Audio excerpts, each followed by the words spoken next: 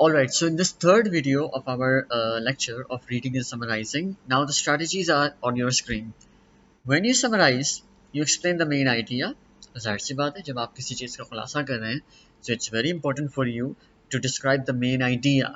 आप अपने main idea को बिल्कुल नहीं छोड़ते, right? From someone else's work. किसी का मेन आइडिया था, बट उसमें जो मेन आइडिया बताया गया है, उसमें जो बात की जा रही है, असल जो मुद्दा है, उससे भटकते नहीं है अपनी समरी राइटिंग में जब आप समरी लिख रहे होते हैं. Note that you must include citation information for summaries. Citation क्या होता है? साइटेशन या रेफरेंस वो एलिमेंट्स हैं जिसमें आप इसलिए लिखते हैं वो, यानी कि ये वाला जो टेक्स्ट है ये मैंने फला जगह से लिया है. तो इसका मतलब ये हुआ कि आपका जो रीडर है, जो आपका पढ़ने वाला है, समरी जो पढ़ रहा है, वो आराम से देख सकता है कि इसका फुल वर्जन जो है, ओरिजिनल वर्जन जो है, वो मुझे कहाँ से मिलेगा. जब आप रिसर्च आर्टिकल लिखते हैं या थीसिस लिखते हैं, आप बहुत सारे आर्टिकल्स को पढ़ते हैं. जब आप बहुत सारे आर्टिकल्स को पढ़ते हैं तो फिर आप उनमें से जो एक एक पॉइंट होता है ना, उसको पैराफ्रेज करते हो. पैराफ्रेज क्या होता है? किसी की बात को अपने अल्फाजों के अंदर लिखना या बयान करना. That's called your paraphrasing. ठीक है, तो जब आप किसी की बात को अपने अल्फाजों में बयान कर रहे हो, तो अगर आपने लास्ट में रेफरेंस या तो फिर साइटेशन नहीं डाला, इट मीन्स कि आपने चीट किया है, आपने कॉपी किया है बस. तो इसलिए आपको साइटेशन या रेफरेंस डालना बहुत ज़्यादा इंपॉर्टेंट होता है. आप किसी भी आर्टिकल को उठा के देखें, भले किसी भी अंग्रेज़ ने लिखा हो, लेकिन आपको लास्ट में रेफरेंस या तो फिर साइटेशन ज़रूर मिलेगा कि फला बंदे का आर्टिकल था और उससे मैंने ये इन्फॉर्मेशन ली है और फिर मैंने उसको अपने वर्डिंग के अंदर चेंज किया है. That's called your summary. अच्छा, this one paragraph I prefer you must read it by yourself. Try these steps for writing summaries.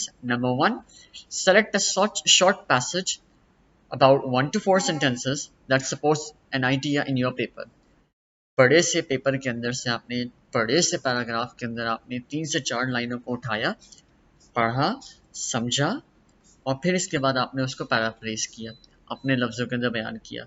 यानी कि मेरा ख्याल है कि अगर 4 सेंटेंसेस का एक पैराग्राफ है, तो आप उसको अगर पैराफ्रेज करोगे तो वो 2 या 2.5 सेंटेंसेस के अंदर आ जाएगा. मुख्तसर लफ्ज़ों के अंदर आप बयान करोगे ना, अपने लफ्ज़ों के अंदर. ठीक है, तो हो सकता है कि वो 4 लाइनों का 4 लाइनों में ही रहे, या हो सकता है वो 3 लाइनों का आ जाए. Most probably it will come to 2.3 और 2.4 लाइन्स. ठीक है. अच्छा, read the passage carefully to understand. अच्छा, जैसे हमने पहले वाली रिकॉर्डिंग के अंदर आपने देखा, वीडियो के अंदर हमने एक पैसेज पढ़ा, पैराग्राफ पढ़ा, उसको समझा और फिर इसके बाद उसके क्वेश्चन और आंसर्स बनाए. अगर मैं आपसे ये कहूँ कि उसी को आपने पैराफ्रेज करके एक समरी बनानी है छोटी सी, तो आपके लिए बहुत आसान होगा. And I give you this task, आप ये करिए. And then take notes about the main idea and supporting points. Main idea के ऊपर भी बात करें, सपोर्टिंग पॉइंट्स के ऊपर बात करें, एविडेंस के ऊपर भी बात करें, और आप अपनी समरी के अंदर ज़रूर उनको इंक्लूड करें. कीवर्ड्स, टर्म्स को भी यूज़ करें आप by the authors which are used, right, to add in your summary. Using only your notes, explain the original author's main ideas to someone else, then you explain how those ideas support or conflict with your own argument.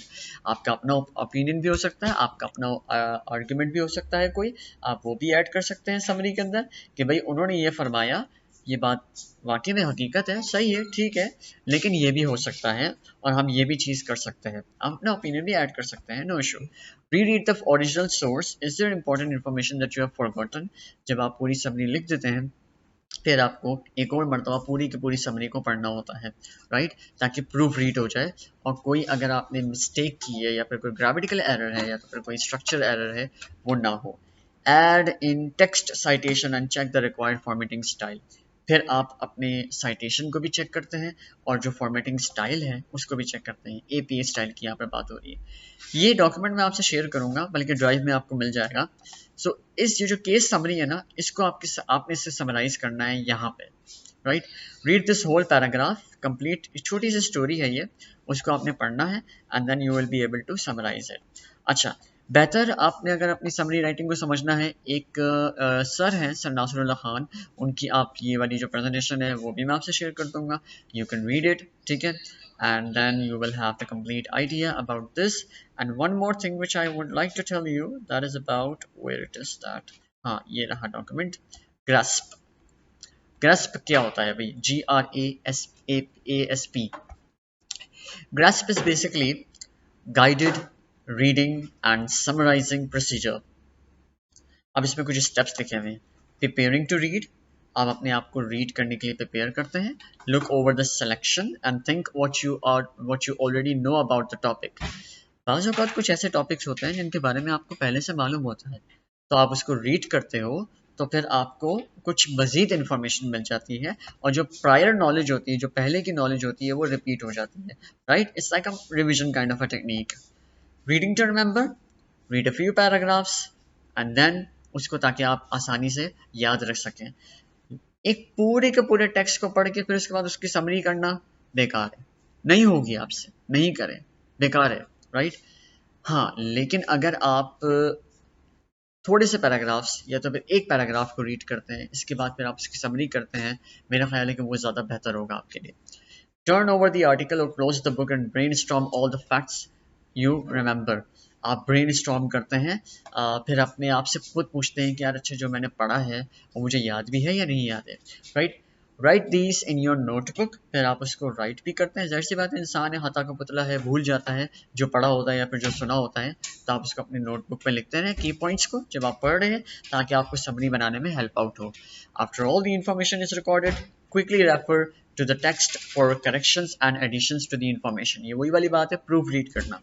Do not cross out और erase the original information. अब इसमें हम अक्सर बेशतर क्या करते हैं, जो कोई हमें गलत इन्फॉर्मेशन दिखती है उसमें हम पूरा का पूरा पैराग्राफ काट देते हैं।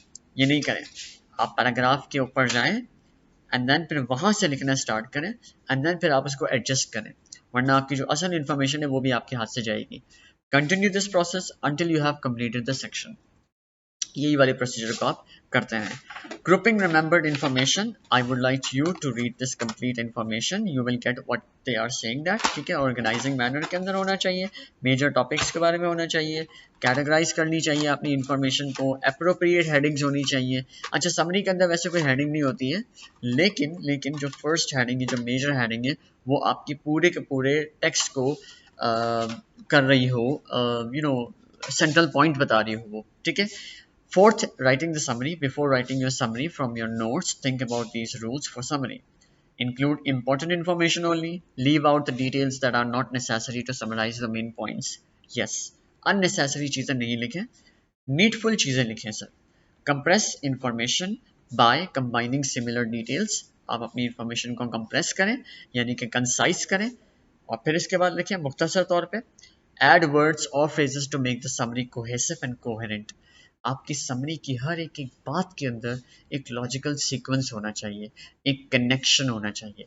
लफ्ज़ों को इस तरीके से यूज़ करें ताकि एक सेंटेंस दूसरे सेंटेंस के साथ मिला हुआ हो और एक लॉजिकल सीक्वेंस बनता हुआ आ रहा हो। जो पहले हुआ है आप उसको पहले लिखें, एंड देन जो इसके बाद हुआ, फिर इसके बाद हुआ, फिर इसके बाद हुआ, फिर आखिर में जो हुआ वो आप आखिर में लिखें।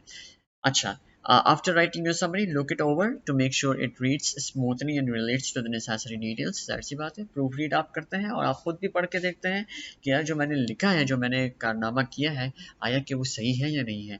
The last point is this: look over the language choices you have made to revise for clearer meaning and more engaging text. मुश्किल से मुश्किल अल्फाजों को मत लिखें। अगर किसी ने अपने टेक्स्ट के अंदर लिखा हुआ है सलन, SULLEN, इसका मतलब होता है लूज टेम्पर, बदतमीज।